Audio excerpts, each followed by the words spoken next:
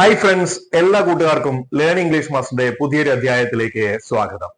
+1 ഇംഗ്ലീഷിലെ ഒരു ഷുവർ ക്വസ്റ്റ്യനുമായിട്ടാണ് ഇന്ന് നമ്മുടെ ക്ലാസ് ആരംഭിക്കുന്നത്. 8 മാർക്കിനോ 6 മാർക്കിനോ തീർച്ചയായിട്ടും ചോദിക്കുന്ന ഒരു ചോദ്യമാണ് ഡിസാസ്റ്റർ മാനേജ്മെന്റിലേത്. അപ്പൊ നമ്മുടെ ഇന്നത്തെ ക്ലാസ്സിലേക്ക് പോകുന്നതിന് മുമ്പ് നമ്മുടെ ചാനൽ ആദ്യമായി കാണുന്ന കൂട്ടുകാരാണെങ്കിൽ സബ്സ്ക്രൈബ് ചെയ്യാൻ മറക്കരുത്. നിങ്ങളുടെ വിലയേറിയ കമന്റ് താഴെ രേഖപ്പെടുത്തുക. കൂടാതെ ഈ ക്ലാസ് നിങ്ങൾക്ക് ഉപകാരപ്പെട്ടുവെങ്കിൽ നിങ്ങളുടെ കൂട്ടുകാർക്ക് തട്ടിക്കൊടുക്കാൻ മറന്നു പോകരുത്. Disaster and disaster management India.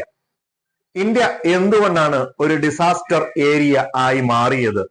അതിന്റെ പ്രധാന കാരണങ്ങൾ ഏതെല്ലാം? ലോകത്തെ പ്രധാനപ്പെട്ട ഡിസാസ്റ്റേഴ്സ് ഏതെല്ലാമാണ്? നാച്ചുറൽ ഡിസാസ്റ്ററുകളാണ്, അതുപോലെ മാൻ മെയ്ഡ് ഡിസാസ്റ്റേഴ്സ്. ഇത്തരത്തിൽ രണ്ടായി വേർതിരിച്ചിട്ടുള്ള ഡിസാസ്റ്റേഴ്സ് ഉണ്ട്. അവ ഏതെല്ലാമാണ്? കൂടാതെ ഡിസാസ്റ്ററിനെ ഫേസ് ചെയ്യാൻ എന്തെല്ലാം മാർഗങ്ങൾ നമ്മൾ സ്വീകരിക്കേണ്ടതാണ്? ഇന്ത്യയിലെ ഡിസാസ്റ്റർ മാനേജ്മെന്റ് കമ്മിറ്റികൾ ഏതെല്ലാമാണ്? റീഹാബിലിറ്റേഷൻ പ്രോസസ്സുകൾ ഏതെല്ലാമാണ് എന്നെല്ലാം നമ്മുടെ ക്ലാസ്സിൽ ഇന്ന് ഡിസ്കസ് ചെയ്യുന്നു. Disaster and disaster management in India. 250 വേർഡ്സിൽ നമ്മൾ എസ്സേ ആയിട്ട് 5 പാരഗ്രാഫ് ഓർ 8 പാരഗ്രാഫ് എസ്സേ ആയിട്ട് എഴുതേണ്ട ഒരു ചോദ്യമാണ്. എസ്സേ ചോദിക്കുകയാണെങ്കിൽ 8 മാർക്കിന് നമ്മൾ മിനിമം 5 പാരഗ്രാഫ് എങ്കിലും ആൻസർ ചെയ്തിട്ടുണ്ടാവണം. അപ്പൊ ഒരു എസ്സേ ആയതുകൊണ്ട് തന്നെ നമുക്കതിന് ടൈറ്റിൽ കൊടുത്ത് ഓരോ കണ്ടന്റും സബ് ടൈറ്റിലുകൾ കൊടുത്ത് എഴുതുന്നത് വളരെയധികം മാർക്ക് നേടാൻ നമ്മളെ സഹായിക്കും. പാരഗ്രാഫുകളായി വേർതിരിക്കുന്നത് നമ്മൾ എഴുതുന്ന ഐഡിയക്ക് അനുസരിച്ചാണ്. ഓരോ ഐഡിയയും നമ്മൾ ഓരോ പാരഗ്രാഫ് ആക്കി മാറ്റിയാൽ സ്കോർ ചെയ്യുന്നത് എളുപ്പമായിരിക്കും. അപ്പൊ നമ്മുടെ ഈ ഒരു എസ്സേയുടെ introduction. India is highly vulnerable to various disasters, both natural and man-made. Its vast geographical diversity, climatic condition, high population density make it prone to frequent calamities. Disasters cause significant loss of life, property, and economic resources, making disaster management a crucial aspect of government. Effective preparedness and response mechanism can help minimize damage and ensure quick recovery. അപ്പൊ ഇൻട്രൊഡക്ഷനിൽ India എന്തുകൊണ്ടാണ് disaster prawn area ആവുന്നത്? India natural ആയിട്ടും man-made ആയിട്ടുള്ള disasters നേരിട്ടിട്ടുണ്ട്. ഇന്ത്യയുടെ geographical diversity, climatic condition, high population density ഒക്കെ ഇന്ത്യയെ കൂടുതൽ നാച്ചുറൽ കലാമിറ്റിയിലേക്ക് നയിക്കുന്നു. ഒരു ഡിസാസ്റ്റർ ഉണ്ടായാൽ ലോസ് ഓഫ് ലൈഫ് ഉണ്ടാവും, പ്രോപ്പർട്ടി ലോസ് ഉണ്ടാവും, എക്കണോമിക് റിസോഴ്സ് നഷ്ടപ്പെടും. അതുകൊണ്ട് തന്നെ ഡിസാസ്റ്റർ മാനേജ്മെന്റ് എന്ന് പറയുന്നത് വളരെ ക്രൂഷ്യൽ ആയിട്ടുള്ള ഒരു ഘടകമാണ്. എഫക്റ്റീവ് ആയിട്ടുള്ള പ്രിപ്പയർനെസ് ഉണ്ടെങ്കിൽ, അതുപോലെ റെസ്പോൺസ് മെക്കാനിസം ഉണ്ടെങ്കിൽ ഡിസാസ്റ്റർ മൂലം ഉണ്ടാവുന്ന ഡാമേജ് നമുക്ക് മിനിമൈസ് ചെയ്യാൻ സാധിക്കും എന്നെല്ലാം നമ്മൾ ഇൻട്രൊഡക്ഷനിൽ എഴുതി. ഈ പറയുന്ന ഘടകങ്ങളെയാണ് ഇനി നമ്മൾ എക്സ്പാൻഡ് ചെയ്ത് എലാബറേറ്റ് ചെയ്ത് എഴുതേണ്ടത്. So first one, major disasters in India എന്നാണ് നമ്മൾ ആദ്യം കൊടുത്തത്. India experiences a wide range of natural disasters including earthquake, floods, cyclones, drought, landslides and tsunami. Earthquakes such as Bhuj earthquake of 2001 have caused widespread devastation. Floods are common in states like Bihar, Assam. Now we are experiencing in Kerala. While cyclones frequently affect the coastal region, as seen in 1999 Odisha cyclone. Additionally, man-made disasters include industrial accident like Bhopal gas tragedy in 1984, fire outbreaks and terrorist attacks pose serious threats to public safety. Next content, why is India disaster prone area? എന്തുകൊണ്ടാണ് India disaster prawn ആവുന്നത്? അപ്പൊ നമ്മൾ major disasters ഏതൊക്കെയാണ്, മാൻമെയ്ഡും നാച്ചുറലും ഒക്കെ പറഞ്ഞു. ഇനി എന്തുകൊണ്ടാണ് India disaster prawn area ആവുന്നത് എന്നാണ് നമ്മൾ ഡിസ്കസ് ചെയ്യാൻ പോകുന്നത്. India's geographical location and climatic condition make it highly disaster prone. The country is situated in an earthquake-prone zone, with the Himalayan region being particularly vulnerable. The long coastline exposes it to cyclone and tsunami. Climatic change has increased the frequency of extreme weather events, including floods and drought. Further, human activities such as deforestation, unplanned urbanization, and poor infrastructure contributed to disaster vulnerability. അപ്പൊ എന്തുകൊണ്ടാണ് India disaster prawn ആവുന്നത്? ഒന്ന്, ഇന്ത്യയുടെ geographical location ആണ് highly disaster ആക്കി മാറ്റുന്നത്. India situate ചെയ്യുന്ന earth prawn ഏരിയയിലാണ്, പ്രത്യേകിച്ച് ഹിമാലയൻ റീജിയൻ എന്ന് പറയുന്നത്. ഇന്ത്യയുടെ ലോങ് കോസ്റ്റ് ലൈൻ കൂടുതൽ സുനാമിയും സൈക്ലോണും ഉണ്ടാക്കാൻ കാരണമാവും.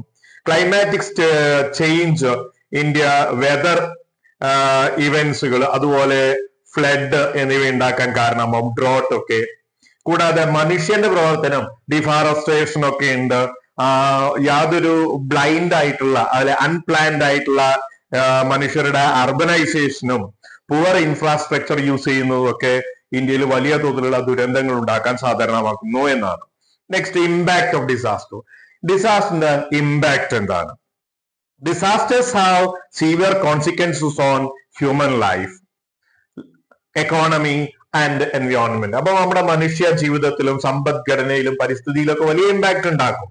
They lead to loss of lives and displacement of people, destruction of infrastructure. Economic losses due to disasters can set back development for years, as seen in the damage caused by major earthquake and floods. Environmental damage such as soil erosion and deforestation further worsens the impact. Additionally, disasters affect agriculture, leading to food shortage and unemployment in affected area. അപ്പോ disaster എന്തെല്ലാം impact ഉണ്ടാക്കുക? എൻവയോൺമെന്റൽ, അതുപോലെ economic, അതുപോലെ പീപ്പിൾസിന്റെ ലൈഫിലൊക്കെ effect ചെയ്യുന്ന ഒരുപാട് ആളുകൾ മരിച്ചു പോകും, അല്ലെ? ആളുകൾക്ക് ഡിസ്പ്ലേസ്മെന്റ് സംഭവിക്കും, അതുപോലെ ഇൻഫ്രാസ്ട്രക്ചർ നഷ്ടപ്പെട്ടു പോകും. ഇത് മാത്രമല്ല, ഡെവലപ്മെന്റ് ഒക്കെ എന്ത് ചെയ്യും? ഒരുപാട് വർഷങ്ങൾ പിറകോട്ട് പോകും, അല്ലെ? തടസ്സമായി പോകുന്നതാണ്. അപ്പൊ ഇത്തരത്തിലുള്ള വീണ്ടും അഗ്രികൾച്ചറൽ ആയിട്ടുള്ള പ്രോബ്ലം ഉണ്ടാവുന്നുണ്ട്, ഫുഡ് ഷോർട്ടേജ് ഉണ്ടാവും, റയട്ട് കലാപങ്ങൾ ഉണ്ടാവും, അങ്ങനെയുള്ളതിലേക്കൊക്കെ നയിക്കും. Next, disaster management system in India. ഇന്ത്യയിലെ ഡിസാസ്റ്റർ മാനേജ്മെന്റ് സിസ്റ്റം ഏതൊക്കെയാണ്, ഏതൊക്കെ കമ്മിറ്റികൾ ഉണ്ടെന്നൊക്കെയാണ് നമ്മൾ പഠിക്കേണ്ടത്. Indian government has implemented various measures to strengthening disaster management.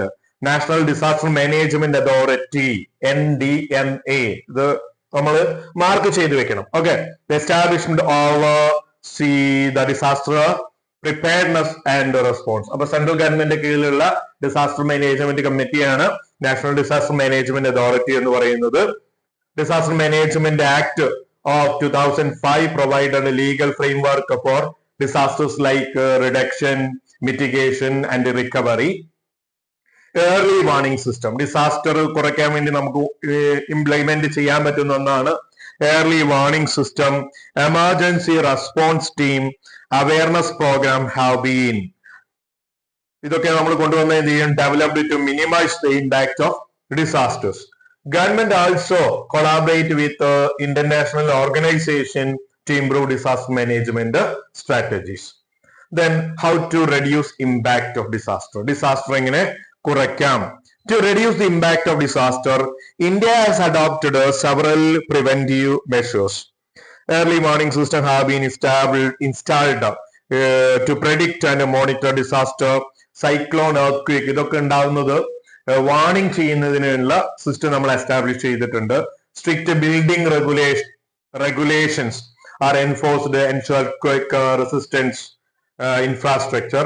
Public awareness campaign, educate people disaster preparedness.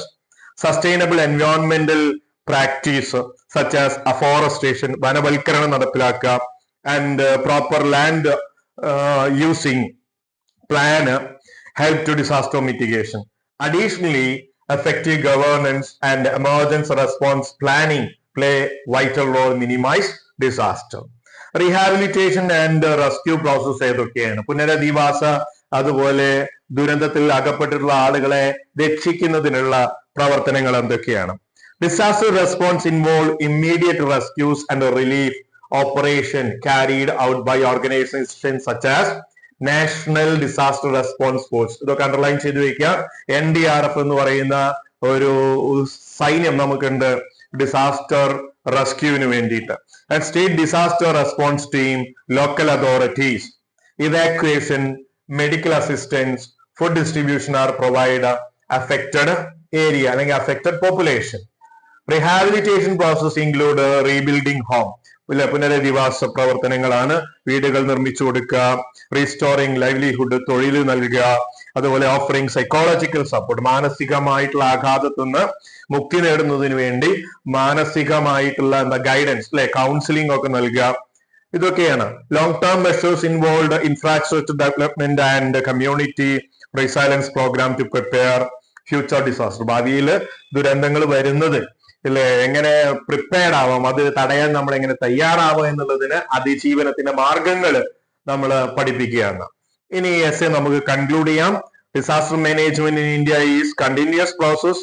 അപ്പൊ മുകളിൽ പറഞ്ഞിട്ടുള്ള എല്ലാത്തിന്റെയും ഒരു സമപ്പ് ഒരു ഷോർട്ടാണ് നമ്മൾ എപ്പോഴും കൺക്ലൂഷനിൽ കൊടുക്കുക. അപ്പൊ ഓരോ പാരഗ്രാഫിലും നമ്മൾ പറഞ്ഞതിനെ എല്ലാം ഇവിടെ ചുരുക്കി അവതരിപ്പിക്കുകയാണ്. Disaster management in India is A continuous process that require coordination between government, community, international agency, ഇവ തമ്മിലുള്ള കോർഡിനേഷൻ ഉണ്ടെങ്കിൽ നമുക്കിത് കുറയ്ക്കാൻ കഴിയും. While significant progress has been made disaster preparedness and response, more effort are needed to enhance resilience. A proactive approach, including improved planning, infrastructure development, public participation, is essential to reduce the risk and impact of disaster in country. അപ്പോൾ disaster മാനേജ്മെന്റിന്റെ ലക്ഷ്യം എന്താണ്? ഒരിക്കലും ദുരന്തങ്ങളെ തടയാൻ കഴിയില്ല, അല്ലെങ്കിൽ ദുരന്തങ്ങളെ മാറ്റിവെക്കാൻ കഴിയില്ല.